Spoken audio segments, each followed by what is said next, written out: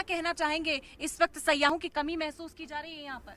हाँ मैम, क्योंकि हम कंडेम कर रहा है जो टूरिस्ट आए थे पहलगाम घूमने के लिए, हम बहुत अफसोस कर रहा है क्योंकि हमारे टूरिस्ट जान है। Where our business was with tourist, Hindu Sikh ईसाई बाई बाई है, मगर हम लोगों को बहुत दिल में बहुत दुख है जो ये टूरिस्ट को साथ ऐसा हुआ है। बाकी हम चाहते हैं थोड़ा टाइम लगेगा, टूरिज्म आएगा अगेन। कश्मीर जान है हमारा भारत के लिए। शिकारा वाला भी है effect, house boats, hotel, travel agent कितना नुकसान इतने दिनों में हुआ है? कोई नहीं पहुंचा हाउस बोट में रहने के लिए। हम देख रहे हैं कि सब हाउस बोट खाली इस वक्त नजर आ रहे हैं। ये खरबों में है नुकसान, ये करोड़ों में है। इसका लिए हिसाब ही नहीं, पैसा आता जाता है, मगर उनका जान चला गया।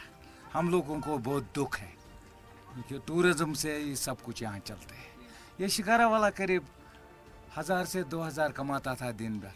हमारा हाउस बोट भी चाहे 1 क्लास हो, डिलक्स है, 5000 6000 हम भी 2-3 रूम को कमाते थे।